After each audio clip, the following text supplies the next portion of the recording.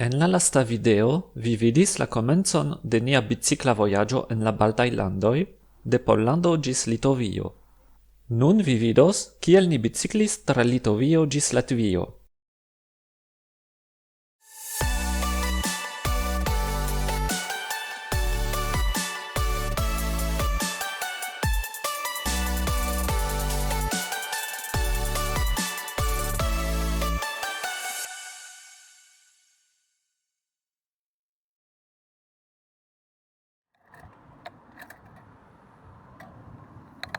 Ĉi-matene ni forlasas Kaunon. Ni mendis ĉambron en Šiauliai, en la nordo de Litovio, por morgaŭvespere. Ni havas 2 tagojn por bicikli 150 kilometrojn, kaj ni ne estas tute certaj, kie ni tranoktos hodiaŭ.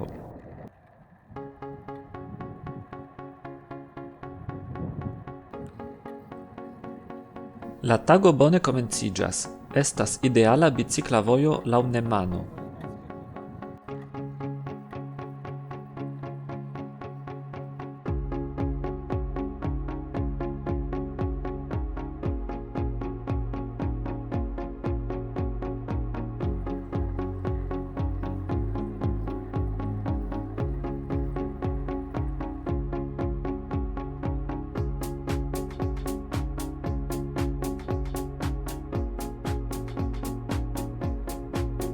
La bicikla vojo bedaŭrinde finiĝas, sed ni plu iras laŭ vojo kun malmulte da aŭtoj.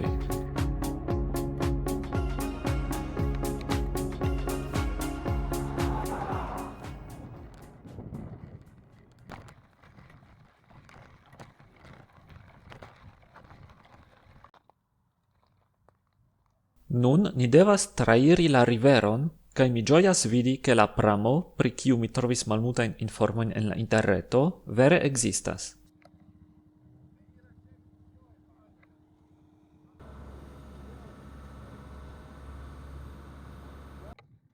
Trans Nemano estas Vilkija, urbo konstruita sur monteto.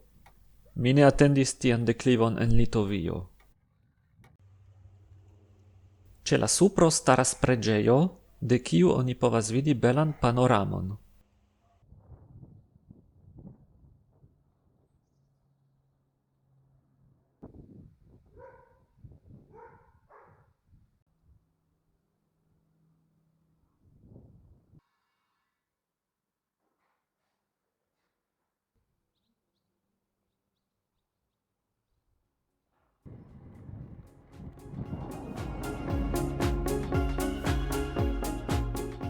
Post tagmanĝo ni plu iras al la nordo.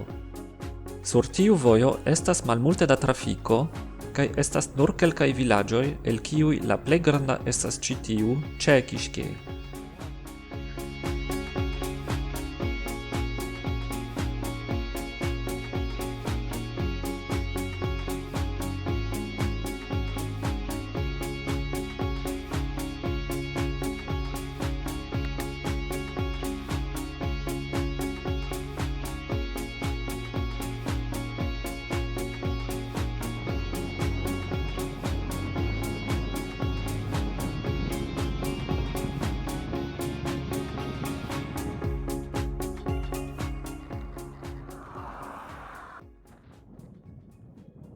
Benzinejoj estas bonaj lokoj por replenigi niajn akvobotelojn.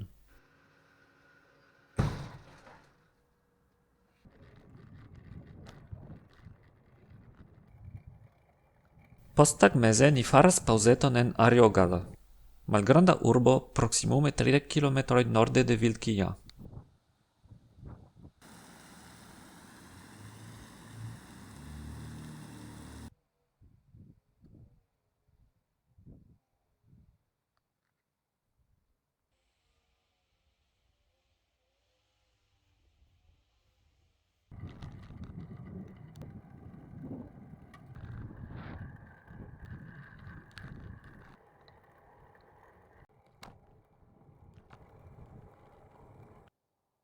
Ĵus okazis io nekredebla. Ni estas en Betjigala, vilaĝo kun 400 loĝantoj meze de nenio, kaj estas neniu tendumejo aŭ hotelo en la ĉirkaŭaĵo. Ni vidis en la mapo eblan lokon por starigi la tendon proksime, Tamen mi iris al la vendejo de la vilaĝo por demandi, ĉu la homoj tie eble konas tendumejon aŭ gastejon.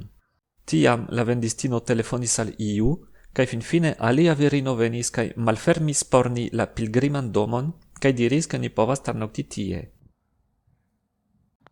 Do ni povas dormi sur matracoj kaj eĉ duŝi nin. Tio estis ege bonkora de la loĝantoj de Betjigala. Dankon!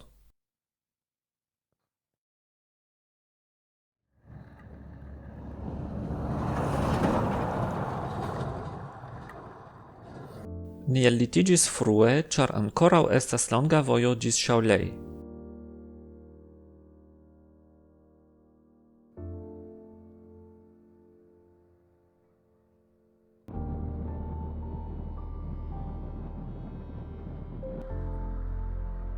Post 2 horoj ni atingas Ŝiluva, urbeto kiu estas katolika pilgrimejo. Sur granda placo troviĝas baziliko dediĉita al Maria, kiu, laŭ la eklezio, aperis ĉi tie en 1600.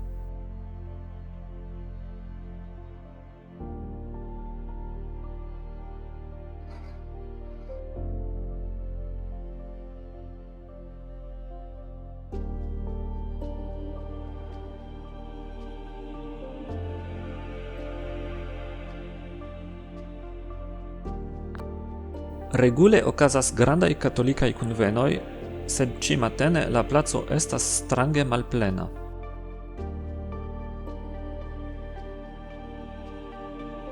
Ĉe la alia flanko de la placo staras impone granda kapelo.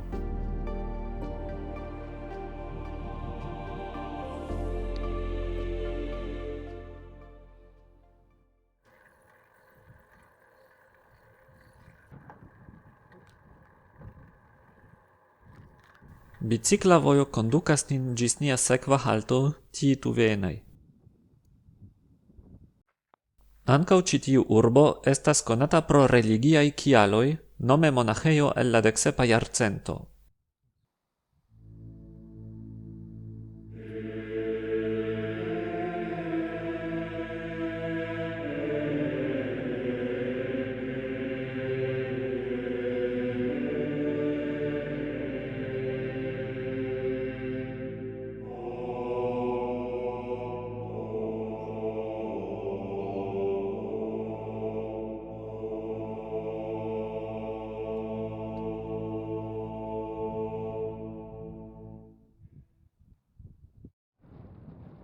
Post tagmanĝo ni iras plu.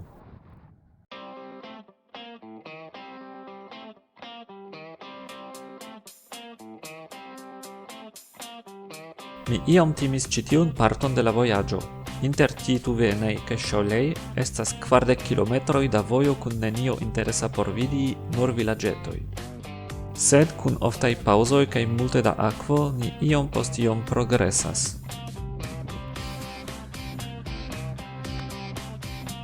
Ni nun alvenas al Shaolei.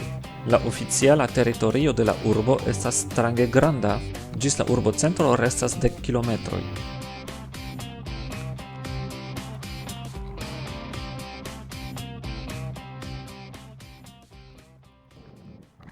Finfine, post 80 kilometroj, nia plej longa tago, ni atingas la urbocentron, kie ni mendis ĉambron por la nokto.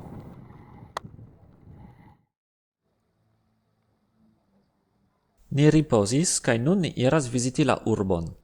Shaolei, kun 100.000 loĝantoj, estas la 4. plej granda urbo en Litovio.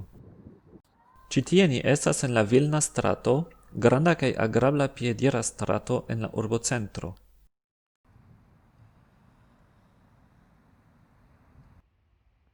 La urbo estas konata pro sia blanka katedralo.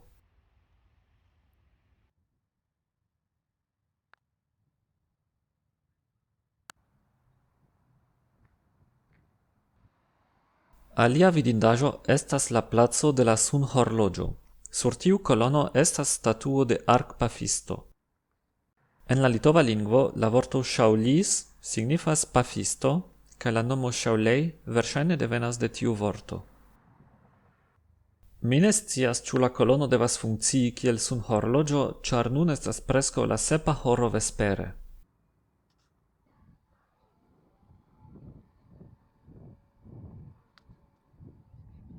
En la urbo estas kelkaj lagoj, kaj unu el ili estas tuj apud la urbocentro.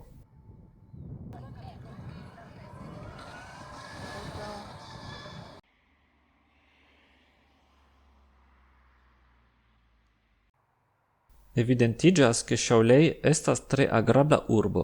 Mi volonte restus plian tagon, se ni havus pli da tempo.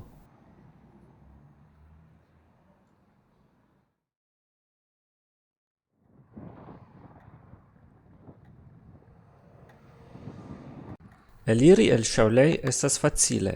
Estas bicikla vojo apud la ĉefa vojo.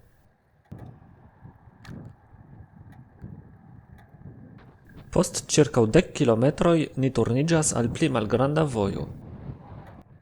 Ĉi tie estas unu el la plej interesaj lokoj en Litovio, pro kiu ni speciale iris tra Shaolei, la Monto de Krucoj.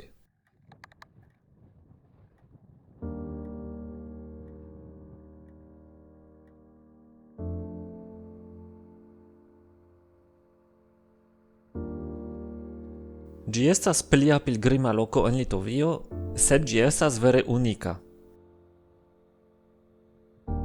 Homoj komencis verŝajne en la 19. jarcento starigi krucojn sur ĉi tiun monteton. Hodiaŭ estas 10,000 da krucoj. Neniu scias kiom precize, kaj vizitantoj aldonas novajn ĉiutage.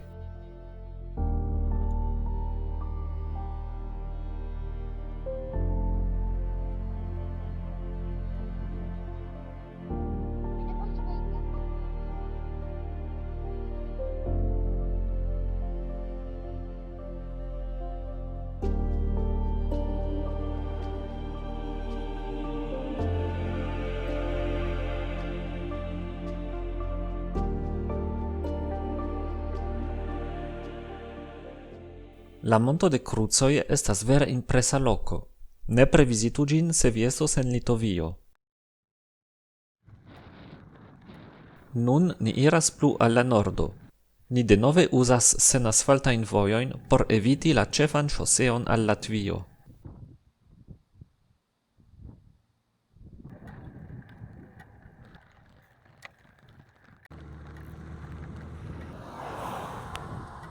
Bedaŭrinde ni devas uzi la ĉefan vojon dum kelkaj kilometroj, kio ne estas tre agrabla. Sed bonŝance jam 10 kilometrojn antaŭ la sekva urbo komenciĝas bicikla vojo. Tagmeze ni alvenas al Jooniškis, urbo kun bela ĉefa placo, kie ni haltas por tagmanĝo.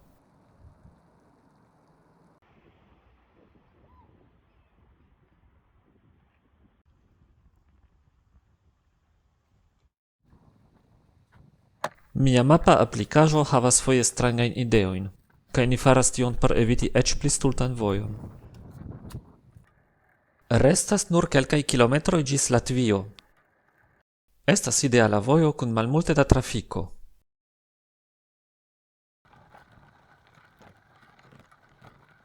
Kaj finfine estas la latva landlimo. Tiu limŝtono ne nur signifas, ke ni eniros novan landon, sed ankaŭ ke ni trairis tutan landon nur per la forto de niaj muskoloj.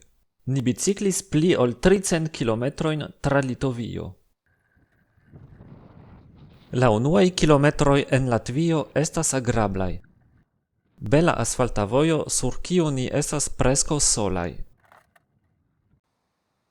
Kaj ni haltas en nia hodiaŭa tranoktejo, gastejo en la kamparo meze de nenio, sed kiu bonŝance estas ĝuste sur nia vojo.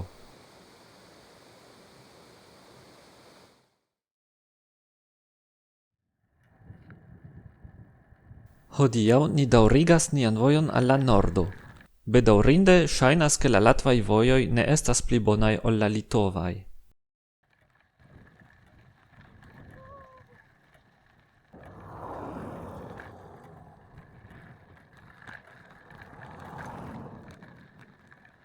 Post pli ol 2 horoj sur kampara vojo kun vilaĝetoj, ni atingas Jelgava, nian unuan latvan urbon. Ĝi estas historia urbo en la sudcentro de la lando.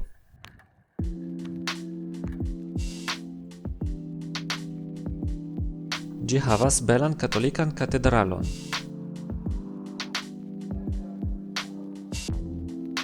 Kaj en la apuda strato estas ortodoksa katedralo.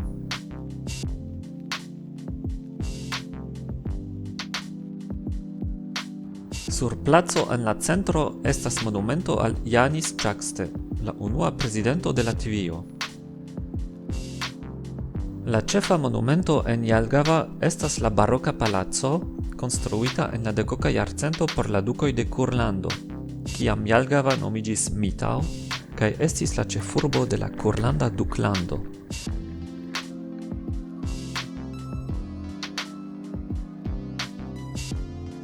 Jelgava situas ĉe la rivero Lielupe, kaj ĉe ĝia bordo oni konstruis belan promenejon.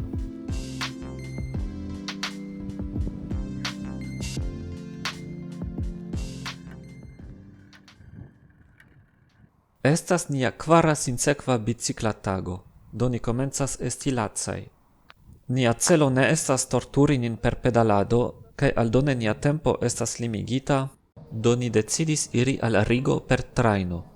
Tiel ni ŝparos 50 kilometrojn kaj ni havos pli da tempo por viziti la urbon. Ni ripozis en la ĉambro kiun ni mendis por 2 tagoj, kaj nun ni esploros Rigon, la ĉefurbon de Latvio kaj la plej grandan urbon en la baltaj ŝtatoj.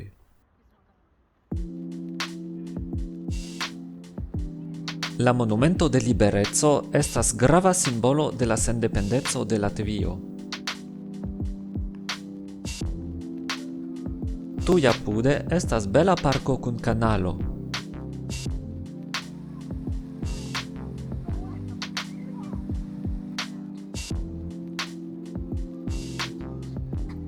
Ni nun eniras la malnovan urbon, kiu estas monda heredaĵo de UNESCO. Ĝi estas tre bela kaj plena de historiaj monumentoj, kiel ĉi tie la katedralo de Rigo.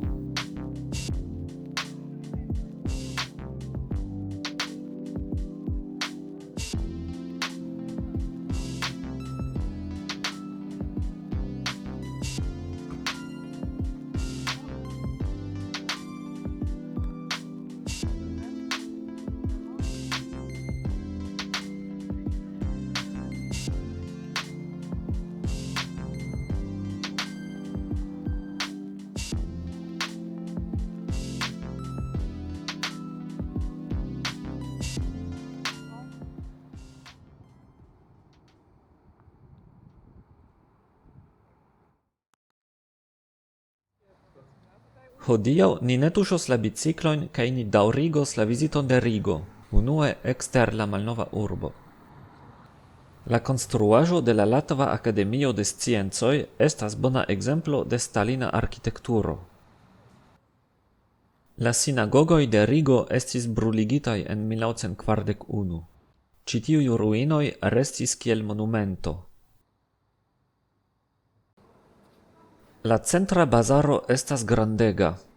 Ĝi konsistas el 4 tiaj haloj.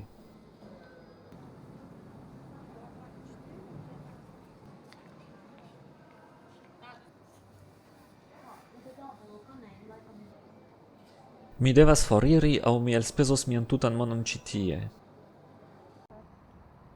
Ni nun revenas al la malnova urbo. Ĉi tiu nigra konstruaĵo estas la Muzeo de Okupado de Latvio.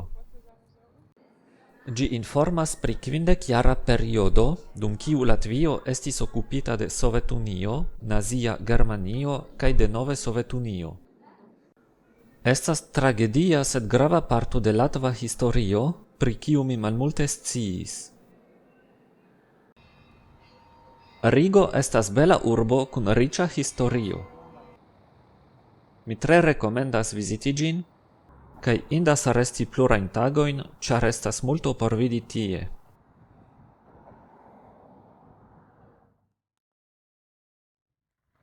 Dankon ke vi spektis. Venonfoje vi vidos la finon de la vojaĝo ĝis Estonio.